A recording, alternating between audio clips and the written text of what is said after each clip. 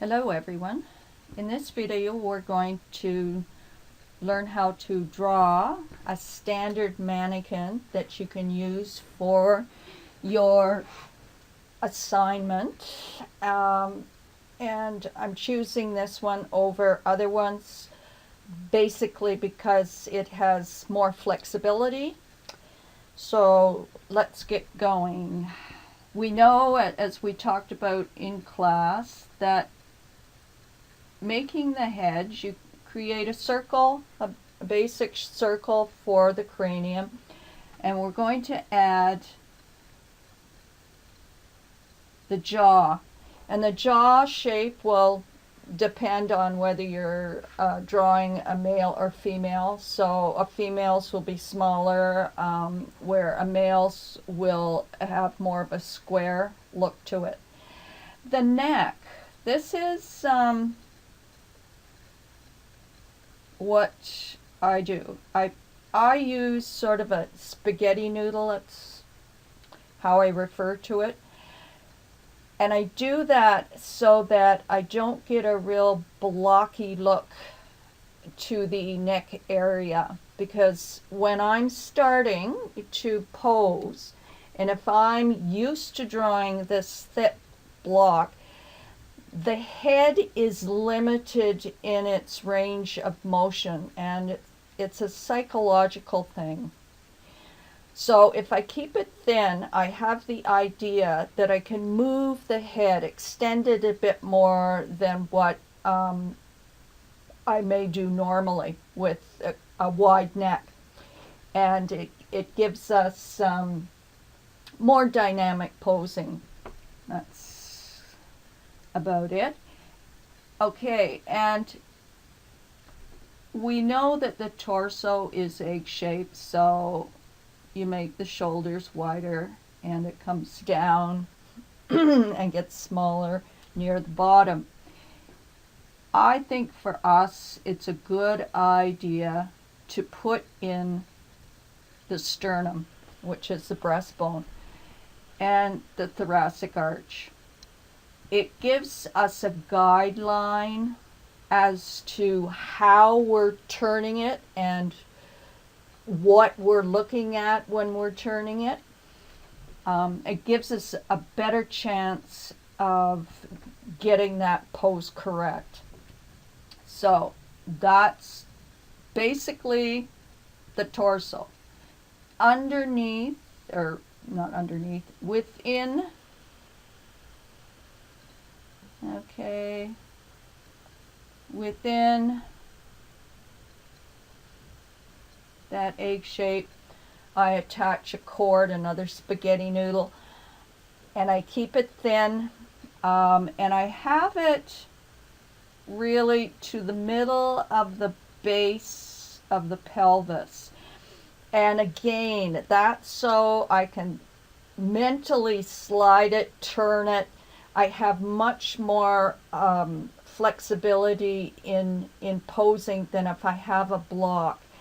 And the idea with the mannequin is not to continue it down and fill in the lines here. And I know that that is a danger when you first start. And we want to see the figure realistic, but this is a different way of drawing. And eventually, you know, you can add the sides and such and fill it out and define your pose. But at this stage, we're exploring poses and trying to get foreshortening correct. And so adding those other features is just complicating things. Blocks, we can pile one on top of the other. We know the center of gravity. We know one block, if we move it over, we know the other side has to be moved over, or another area has to be moved over the other way so that it stays standing. And we can do that a lot, see it a lot better with these building blocks rather than closing everything in within the figure. So keep it open like this. Don't close the sides. And basically your pelvis is just like that. And it's just basically like a pair of briefs. And then you're going to put your the head of the femur in, which is the hip joint, and we're probably, perspective is about this level, so now we're starting to look down and we're seeing the top of that, a little bit of the top of that block, which is the pelvis. So we've got head of the femur, and now we're going to put on the cylinder for the legs, the upper legs. So about like that. Now again, it depends on whether you have a male or a female.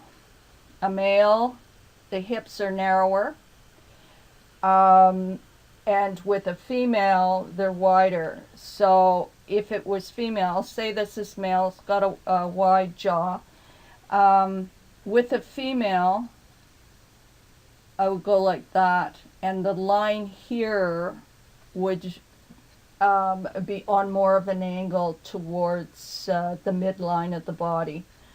Okay. Okay, but we'll keep it male. So then we just do a gentle shape. You can see my tremor. Down to the end of the femur, and we'll go across, and we won't see the bottom side of that cylinder, because it's below our the way it's angled. We're looking down on it. So then we have the knee joint, and we're going to have another, we will see the top of the knee, or the top of the lower leg cylinder. And I'm just going to do sort of the shape of the lower leg generally. And for the bottom of it, if it's just up and down, I just put a arch like that. And then the foot just comes out. The great toe is at the near the midline of the body, and keep that big, and then I angle it back so that it looks like it's the little toe on the outside, which it should. So it's basically giving the shape of the foot. Okay, so we'll do this side, inside. Oh wow, I really see the tremor. Okay. And the top, and again, depending on exactly the angle, you'll see more or less of that top of the lower leg.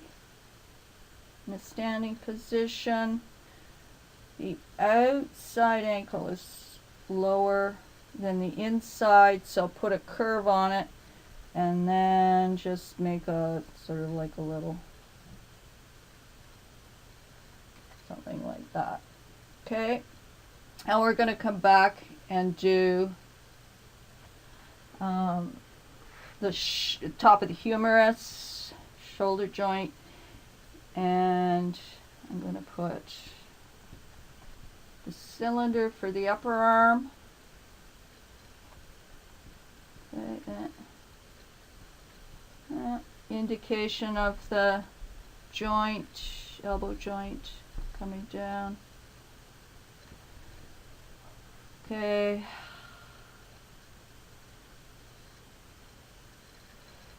Now, in a standing position, if you put the hands, well, let's do that.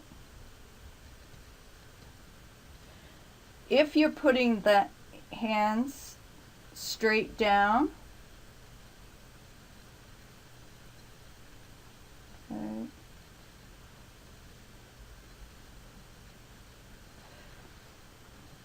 the bottom of this hand, it might be a bit longer than what I have, are usually mid-thigh.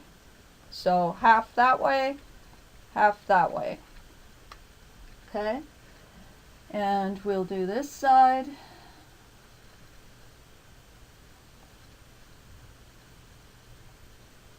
And you can either taper them, keep them straight, and this.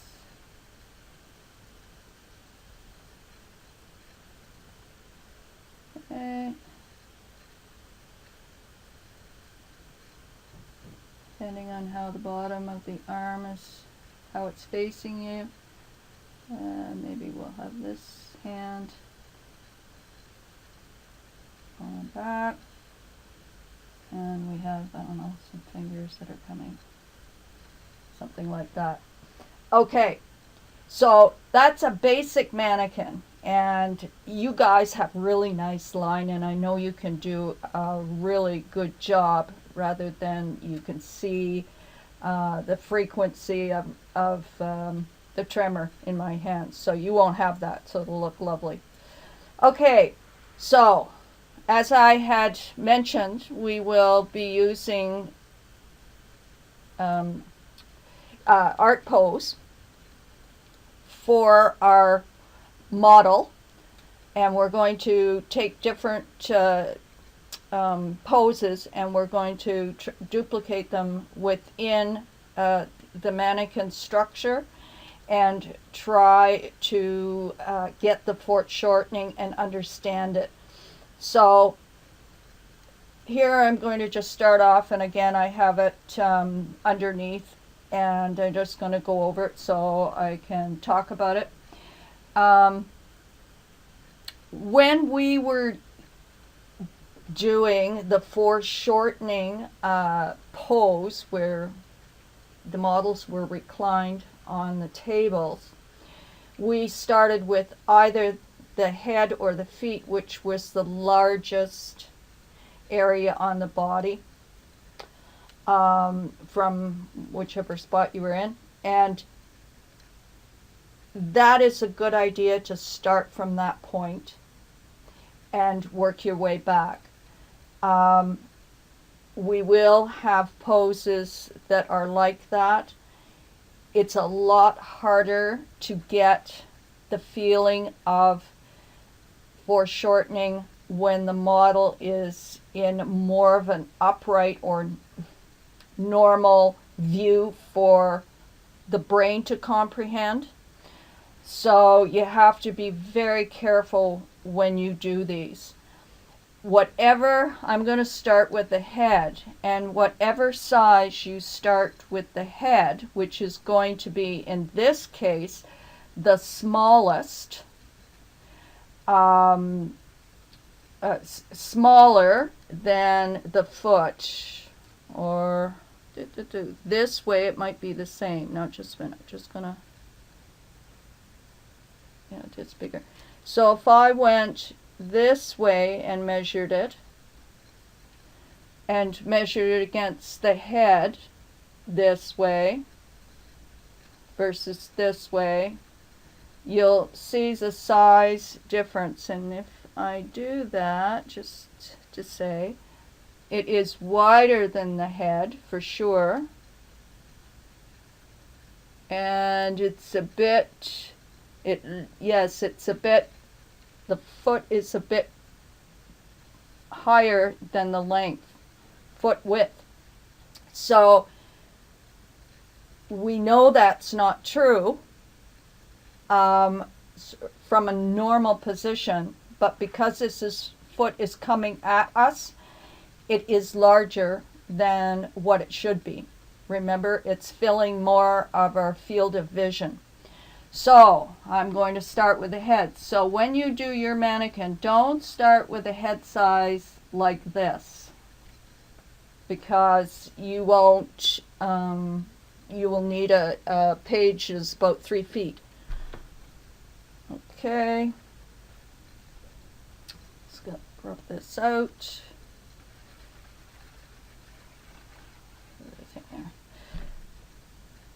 Okay. All right, so I have to be mindful of how big I make my head. So I'm going to make the head this big. And I can see the neck on there, and I can see the width. Now I can make it thinner than that. I can make the noodle more so, or from this angle it is pretty thin. I think it's okay. The noodle in the neck comes in really handy when you're making up poses from your mind, okay? Specifically. All right. So I'm going to then go to the torso, and I have to notice the angle on that. We have to notice the angle on the head. We notice that this chin is down, so that has to go down on yours as well.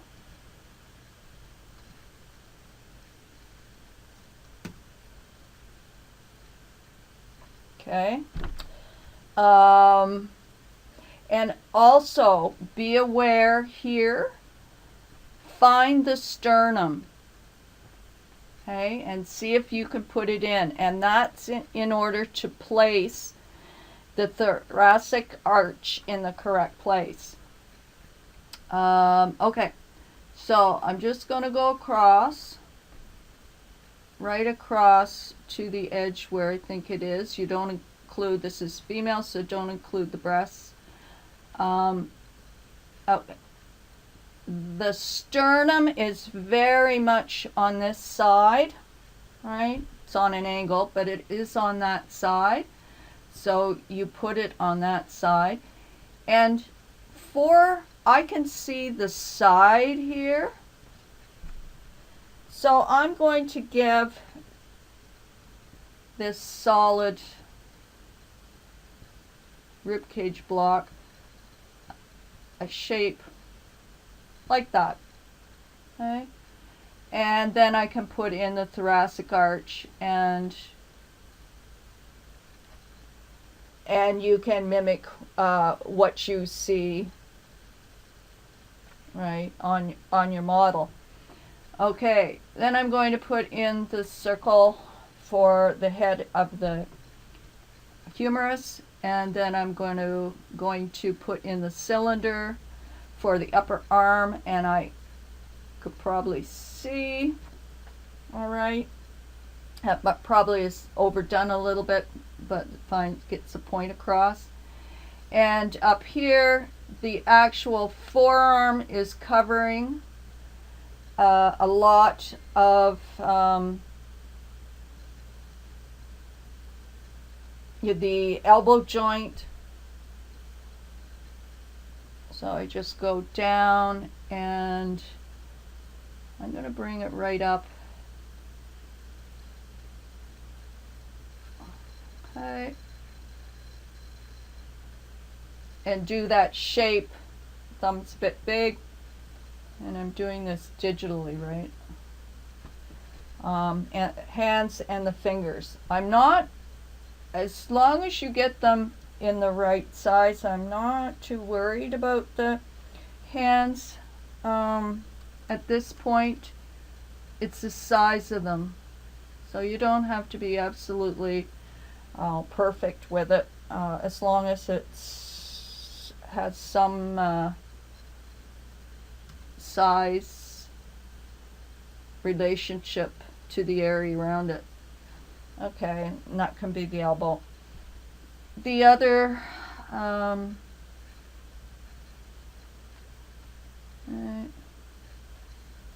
and basically a block,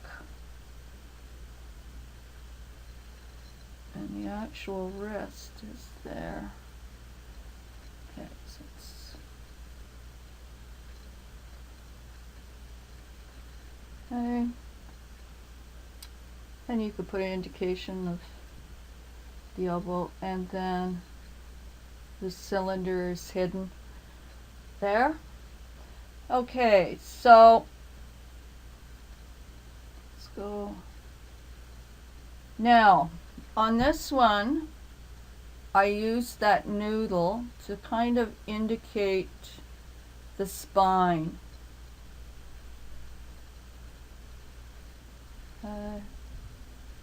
Go like that.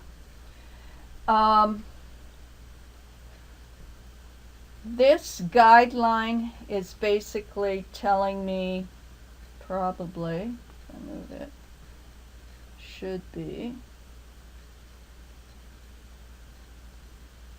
there. Pretty good. Okay, that's the center of gravity. And the center of gravity from the side, center of gravity falls through the hip joint, the head of the femur, comes down and goes through or just behind the patella and falls just in front of the ankle on the arch of the foot. So I just put that there to make sure that I had my eye on the balance, and you can do that too. You can draw a straight line down, and both on your picture and on your drawing. Okay, so let's continue, and we got to then be aware of the hips, and the angle of the hips, the turn on the hips. And we're just estimating at this time. We can change it. Okay.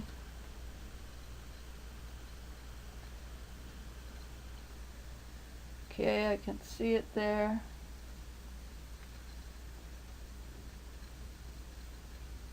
And then I'm going to put the cylinder on, and it just covers the bottom of that hip line.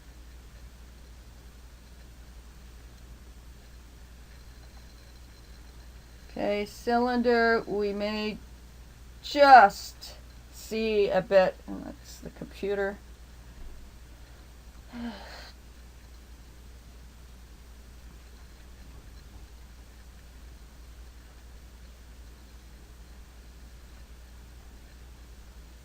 Okay, it goes right over the groin. Okay, and we see a little bit of the ball of the knee joint, and I just sort of did the shape of the knee here.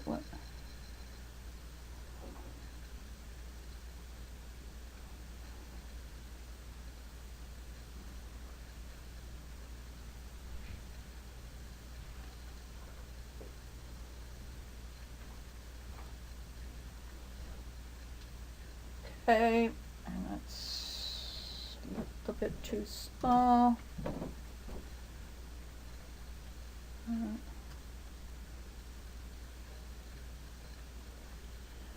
Okay, again, that nice saddle shape.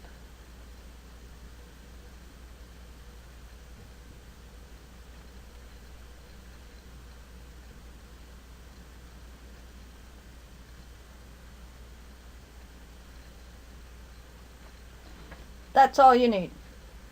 Don't try to do every toe. I don't care, as long as you basically have the size and the shape generally correct, and then move on.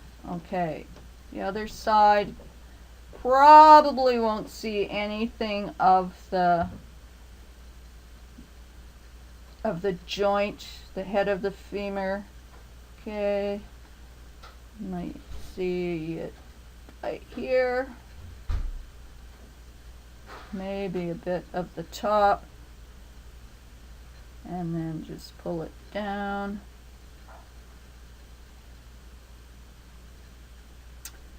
at the bottom, just because there's an ankle there, I just put it in.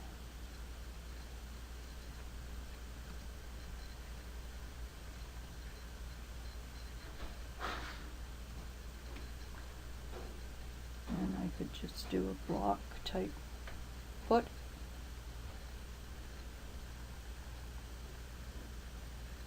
Like that. Okay, so keeping in mind the size of this foot in relation to the head is going to be the telling sign as to whether you understood what you were drawing, like really understood it, really saw it. So we are going to do 8 every week, and for the first week I am going to actually give you the images. And what I have done, you can see the image here. You can take it off your phone, you can take it off your whatever iPad or Android pad that you have, and email it to yourself, and then you will have them when you go to choose your own poses, create your own poses.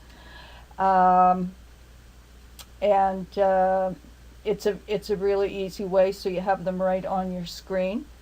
When I was working on my iPad, I kept, if I touched the iPad, it would move the selection, so it was never in one place. So I decided just to take a screenshot, mail it to myself, and then bring it into Photoshop.